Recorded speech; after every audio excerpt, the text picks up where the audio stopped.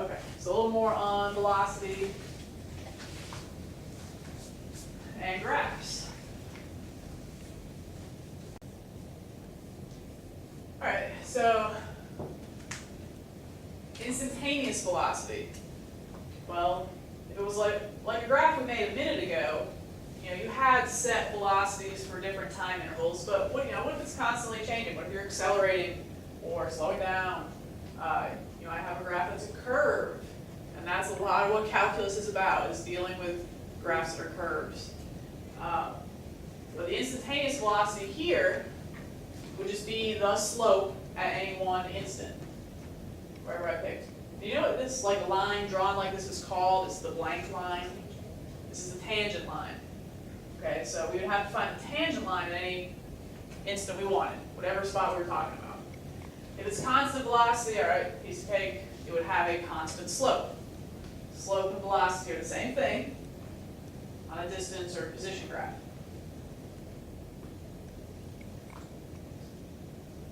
Okay, so I want you to observe these three graphs. And we'll be spending some time talking about how the graphs relate. We're starting with position, velocity, and acceleration. They're all related. They all tell the same story. Now, you might need a little piece of information from each one to get the full story, but they do all tell the same story. So, let's look at them. All right, graph A is your position one. Okay, so here we go. So graph A, let's say from time 0 to time A, is the slope constant, or is it changing? It changes a little bit, not much. Yeah, it changes a little bit, kind of evens out here, levels out, but it is changing. It is an increasing slope. The slope is getting steeper. Okay, so what does slope mean from a position graph? It means velocity. So if the slope is increasing, well then my velocity better be increasing. So that makes sense. My velocity is going up and up and up and up and up. All right, from this interval, what would you say about the slope? Is it increasing, decreasing, or constant? Constant. It's essentially constant. All right, we got a little bit of curvature there, but it's essentially constant. Does that mean I'm not moving? No, it just means velocity is the same. Exactly. It doesn't mean I'm not moving. I am moving. My distance is increasing, moving farther and farther and farther away from something, maybe the tree. But I am moving, so I do have a velocity. It's not a changing velocity, but I have a velocity. All right. What would you say about slope here? It changes. It's changing, increasing or decreasing slope? Decreasing slope. So I am moving. I have a changing slope. I've got a changing velocity, but it's decreasing. So my velocity is going down. Does that mean I'm not moving forward anymore? No. No, I'm still moving forward, just less quickly. I'm maybe starting to apply the brakes. And same for the rest of the graph. And then you can see how this relates to acceleration. And it says here, assume acceleration is constant. And so for a lot of the graphs, we'll see the acceleration graph will sort of look like a step function. Like it just be flat line here, here, it's either something, nothing, or maybe something negative. But it's never in between. It doesn't not necessarily mimic real life. Just imagine this is you driving in a car. Okay, you're speeding up, your velocity is increasing, so maybe you've slammed on the gas. Okay, you are accelerating, there is some acceleration. Gas all the way down. Then you take your foot off the gas, okay, no acceleration, but there's obviously that instant in time between gas slammed down to foot off the pedal. So there, in reality, should be a little bit of a curvature here, and same thing here. This would never be an instant change in slope. It would have to even out. It would have to be a little curve there. But anyway, for the acceleration, what you're seeing is you have some acceleration, hence you're speeding up. You have no acceleration. Doesn't mean you stopped. You're just not changing velocity anymore. And then you have a negative acceleration, which could mean you're slowing down, could mean you're speeding up in the negative direction. Just depends on what the story is. In the first case here, it means we are slowing down. So this would not make sense for our car example. Why right here? Yeah, because now you've, I mean, unless you do that really quick, which, would be impossible, but you're braking. Not only are you braking, but now you've thrown in reverse, and now you're going the other way. Stop. So, okay, the car was a poor analogy, but hopefully you got the point.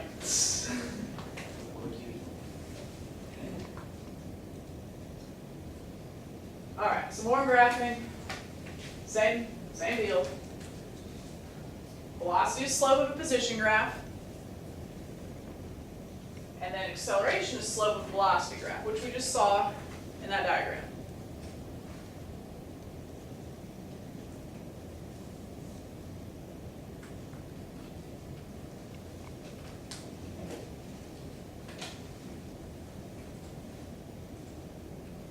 Okay, see, these are actually from 9th grade, just slope questions.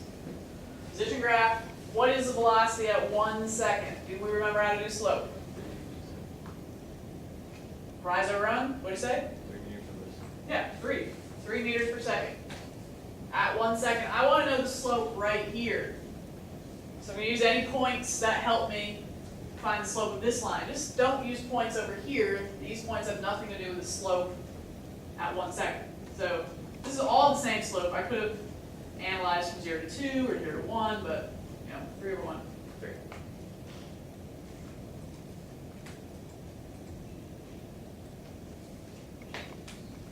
Which maybe I need to write in myself. All right, just finish that part off. What's the slope at 5 seconds?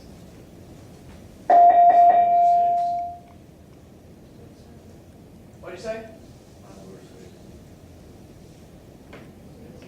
Not the average slope, like at 5 seconds, the slope is nothing. Right there at 5 seconds, I have 0 slope. So be careful of those. That is a common mistake. Don't just grab the x and y coordinates and say it's 6 over 5.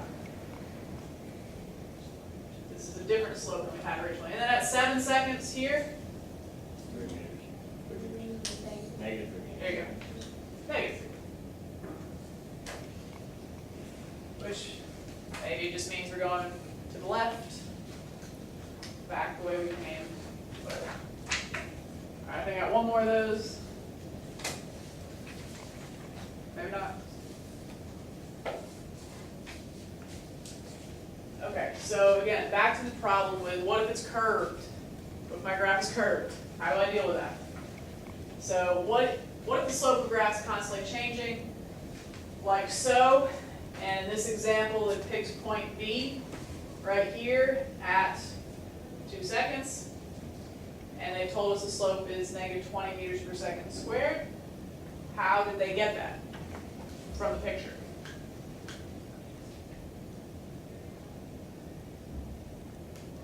I mean, if you just pick 20 and 2, that would be 10. They draw a line along the curve. Yes, we've got our tangent line. Another way of thinking of tangent line, imagine you're swinging, ball tied to a rope over your head, and you let go. That path it takes, that's the tangent line, tangent path. So we've got our tangent line drawn. They've drawn that for us. Looks like the line at that point, and then it's just regular slope. Pick 2 points that make up that slope, which would be a change of 1 second, like if we did this. Rise over run. Well, in this case, it's not a rise, you're going down, so it's negative 20 over 1. So it's still just regular slope, but this time of the tangent line.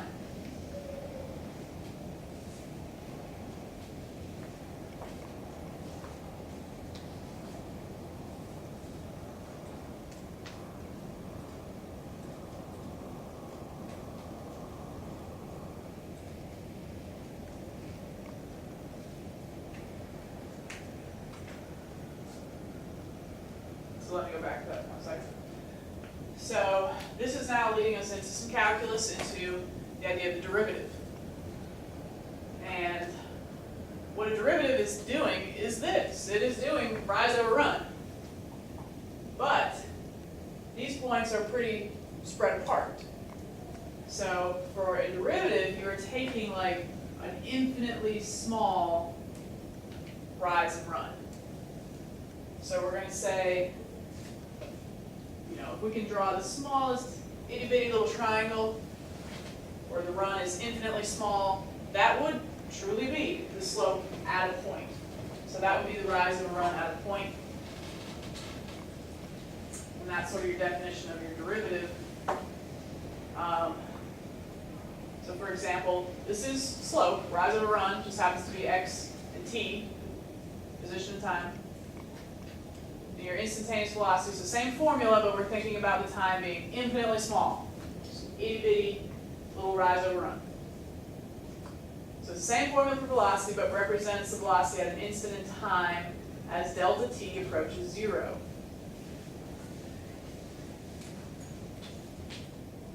So this is your definition of derivative. So associate slope and derivative together. Same thing.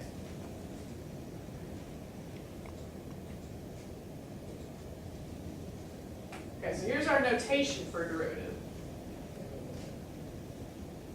If I want to take the derivative of x with respect to time, of some function with respect to time,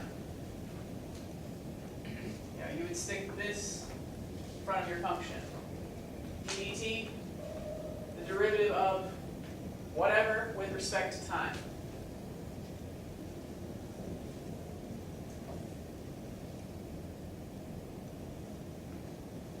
So velocity, since that would be the slope of position, is the derivative of position with respect to time. Sometimes you see this little prime, this is called f prime x, the derivative of function x would be written like that sometimes. And then also, since we just said, you got position, velocity, acceleration. If velocity is the slope of position, well, acceleration is the slope of velocity. So acceleration is the derivative of velocity. So it's another way of writing it.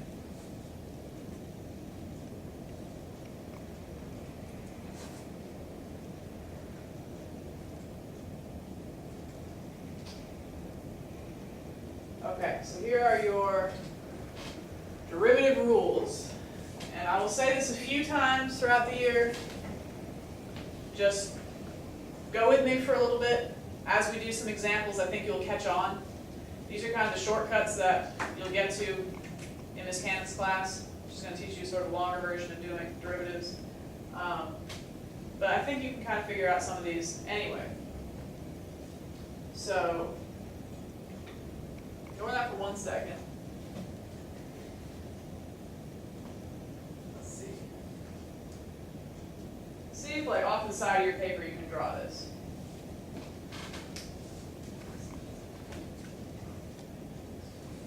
I'm going to draw a quick little graph. And our first derivative rule is simply, what's the derivative of a constant? So we're going to be using position and time mainly here. And so what if my function is simply x equals 7? How would you graph that? If you have x up here, maybe we should use y, but like that would be the y-axis.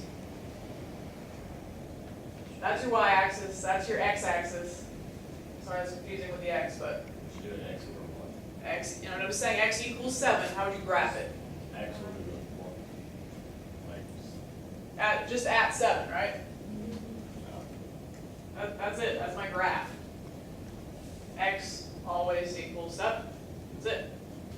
So, ignoring this stuff for just a second, just knowing what you know about graphs, what is the slope of that graph? 0. So there's derivative rule number 1. The derivative of a constant is 0. There is 0 slope there, because derivative means slope.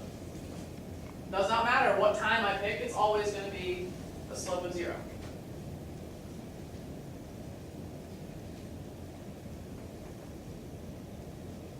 All right, and in our setup here, we're saying that A and N are constants. So these are how our rules are written. And then U and V are functions of time.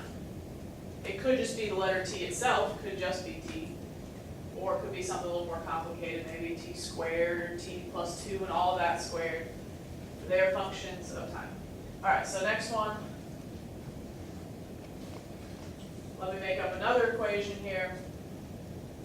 Let's just say, in this case, x equals t.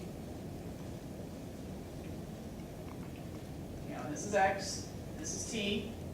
So my y-axis, I'm saying, equals my x-axis. What would that graph look like?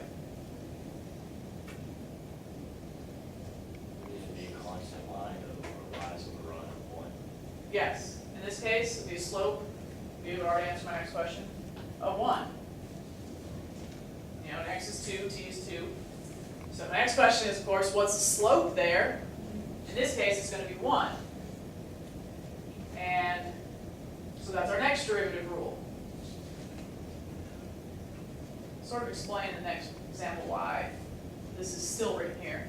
But if you have a constant and your variable, in this case our constant was 1, so our slope is 1, you know, that's it. The derivative of 7t is simply 7. In our case, it was, you know, like 1t, so our slope is 1, our derivative is 1. Okay, so if you just see the variable by itself, you need to take the constant in front of it, and that is your slope answer, that's your derivative answer. Okay, so those are the first two rules. Stay with me, we'll get the hang of it. All right, now we have our power rule. If we have exponents, how do we deal with exponents? And a quick graph, this will be my last little graph example. X equals t squared. Would be in the shape of a parabola. All right, that's our parabola. What's the slope of that? Can you give me one answer? No, it's an ever-changing slope. It's got a different slope here, here, here, here. Okay, so my answer should be related to t. It should change as time changes.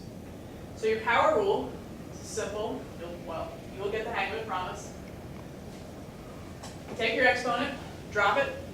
So if it's t squared, I have 2t. That's sort of what we're seeing here. Exponent was a, so I dropped the a.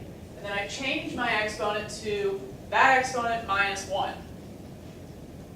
So what is 2 minus 1?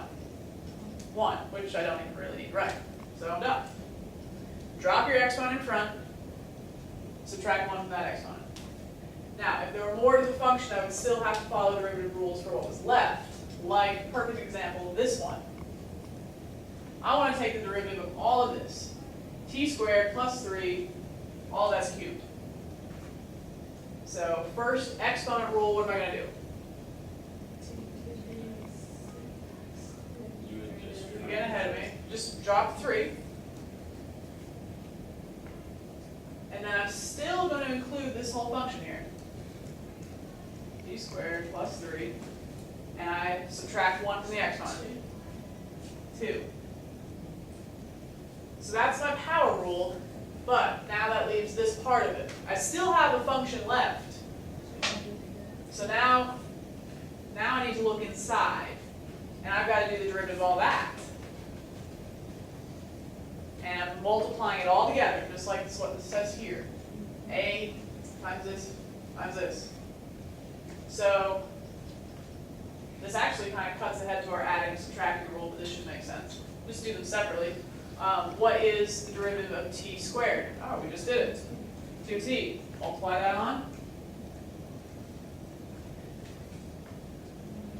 Plus, well, what's the derivative of a constant? 0. So, done with that. So that's my answer. That is the full derivative, t squared plus 3 all cubed. You can simplify it a little bit And of course, they would like that on an AP exam for you to simplify, but the most important thing is that you got the answer right.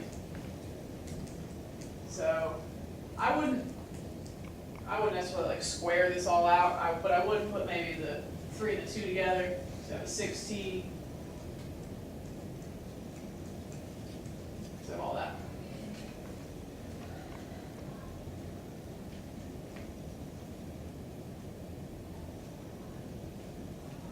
Okay, and then adding and subtracting rules, we really just did it.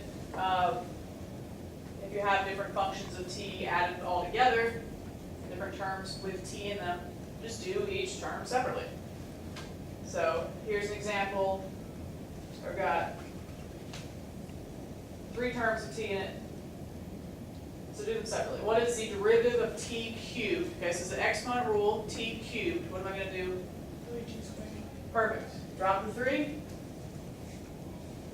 Subtract 1 from the exponent. Okay, then just add that on to the next part. 4t squared, what do you think? We want to drop the exponent, but what do we do with 4? 8. Good. The 4 stays. But we're also dropping the exponent, so it'll be 4 times 2, so we would have 8. And good, we're subtracting 1, so we're just going to leave it as 2 minus 1. 1. All right, plus t. What was our derivative of just the variable? Yeah, whatever the constant is in front. And you can almost think of that as your power rule as well. Yeah. You're just dropping 1, and then it itself goes away, so it's just 1. Minus 7, derivative of a constant itself is nothing. So we're done. Great, so now you've learned month's worth of calculus. There you go. That is how to take a derivative. Again, what does that mean? For physics, the derivative is the slope of your function at any instant in time. For the first couple examples, they were just constant values. But when you get to like a parabola, what's the slope there? Well, what point are you talking about? It has to be dependent on the time that you pick. So 2t, all right, if I pick time 1 second, and I just plug in 1, the slope would be 2. But if I picked time with 2 seconds, I would plug in 2, and it would be 4. And you can see this one easily if I picked a time of 0. Well, technically there is no slope. It's flat line just for that instant right there. So this is all finding slope at different points in time. All right, which leads us to some practice. So now we can try on our own. I'll give you one helpful hint. We'll just skip over to number 4.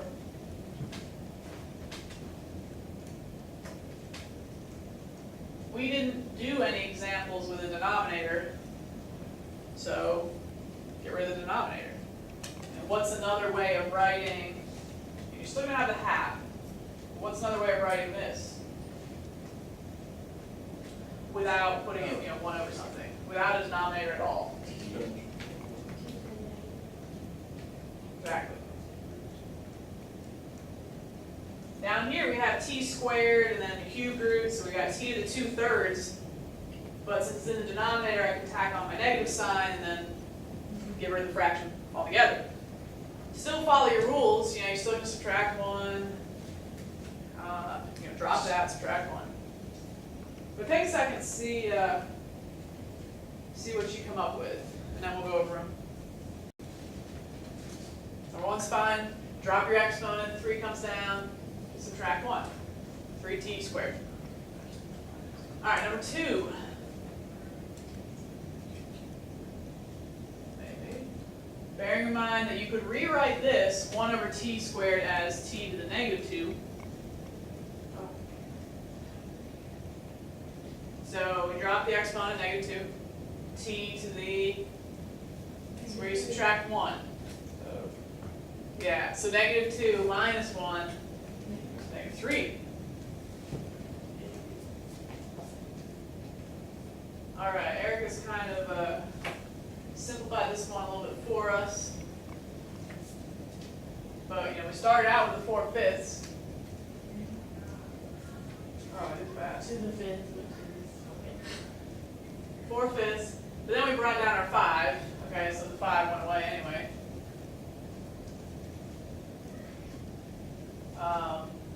And so then we have the t cubed plus 1 all to the 4th, which we have here. But you also have to take the derivative of what's inside your parentheses here. So that left us, well, like 2 squared. what we've already done, 3t squared. So there's my t squared, and then 3 times the 4 we had gives us a 12. So this is good, although kind of simplified already, so make sure you're following me on that one. Any questions on that one? All right, number 4 we didn't finish. I think I Where did, yeah, that was this part of it. So that's our exponent rule, but you have to take the derivative of what is inside, what are you doing the exponent to as well. All right, number 4, I left it as 1/2 t to the negative 2/3. So taking the derivative of that, I'd still have my half. What do I drop down? Yeah, negative 2/3 t to the, yeah, we gotta subtract 1. So remember our fractions, negative 2/3 minus 1, so let's do minus 3/3, negative 5/3. And of course you can clean this up to just be negative 1/3 in front.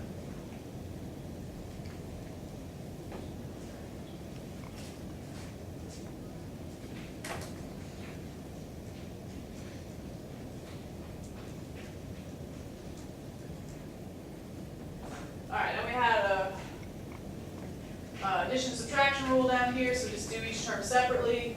Drop the 3, t to the 2 minus 4, fine. And number 6, the same, except we have fractions, don't let that throw you off.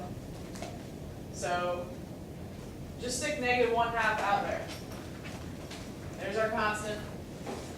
Then what goes next to it?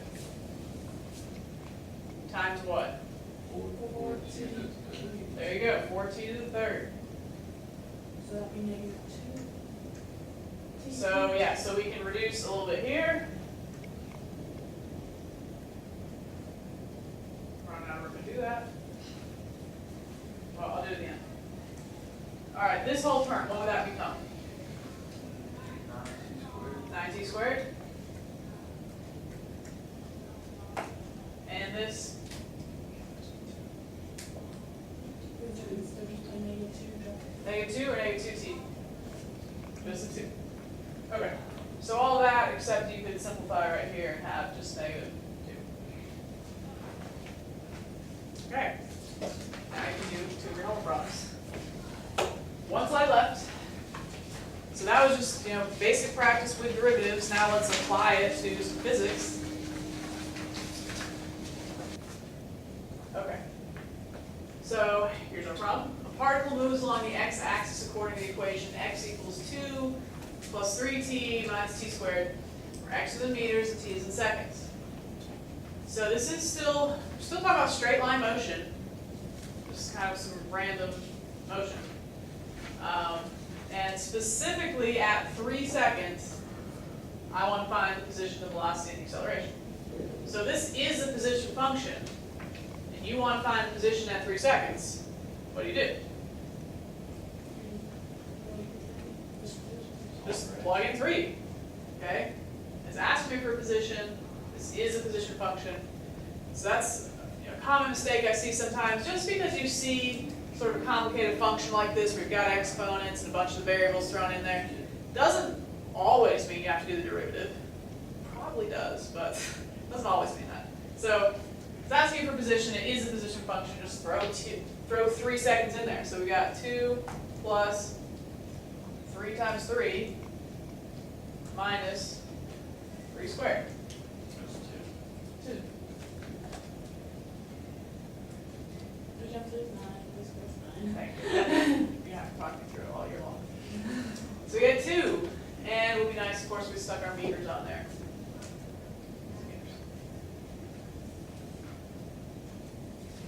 Okay, now we want velocity. How do we do that? Meters by 3 seconds.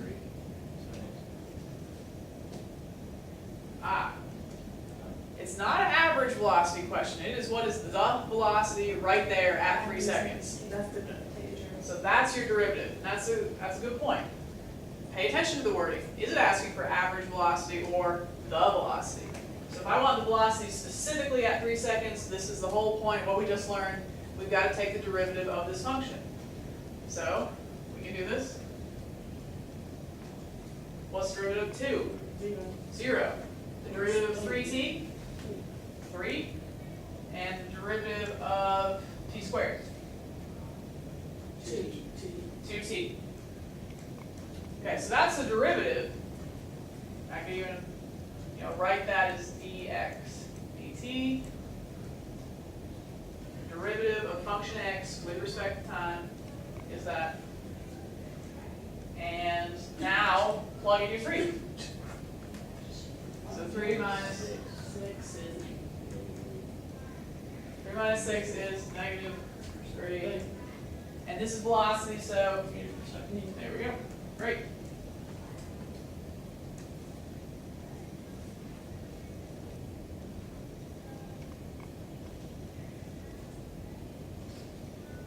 And our acceleration.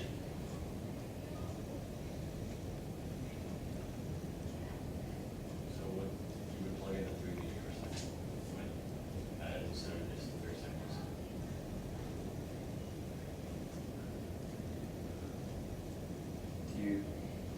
This is v, this is velocity.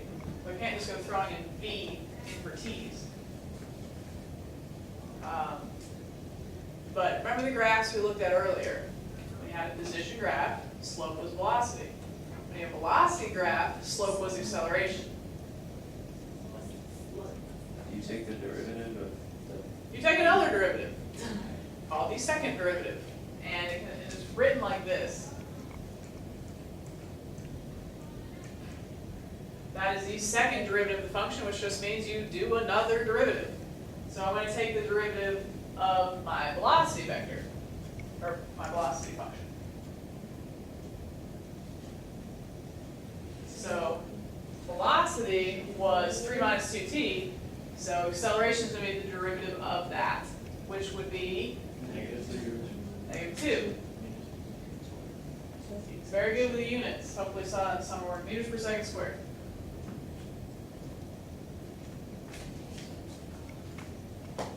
Well, is that acceptable? I mean, can it just be negative 2 if I wanted to plug in a 3 seconds somewhere?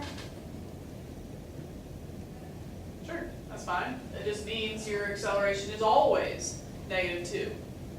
No matter what time you're talking about, whether it be 1 second, 3 seconds, 17 seconds, it's just always going to be negative 2.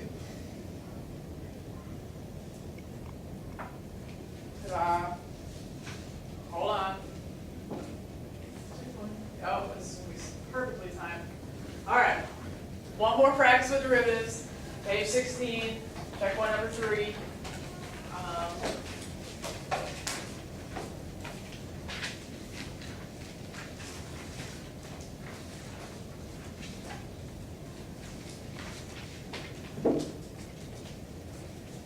So page 16.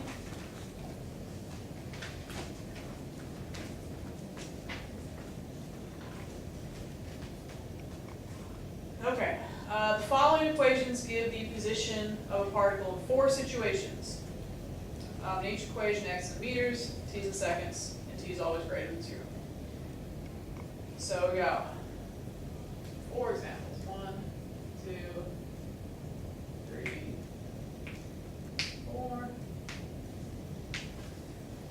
And for part A, I want to know in which situation is the velocity of the particle constant? So you're given position functions, and you want to know when the velocity is constant. You're given position, and you want to know something about velocity. what do you do? Find the derivative. Find the derivative. So hopefully we can look at these and tell what is the derivative of number 1? 3. What's the derivative of number 2? Negative 8t. Negative 8t. You know, 4 times 2. Okay. 3. Ooh, maybe I want to write that one down. Another way of writing 3 would be 2t to the negative 2. So if that's the function, what's the derivative of that? There we go, negative 4. T to the negative third. T to the good minus 1 would be negative 3. Very good. And then, what if it's just x equals negative 2?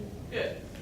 Slope there would be 0 to root of 0. So to answer the question, in which of these 4 cases is the velocity constant? 1, 4. Yeah, 1 and 4. It's always going to be 3 for number 1. It's always going to be 0 for number 4.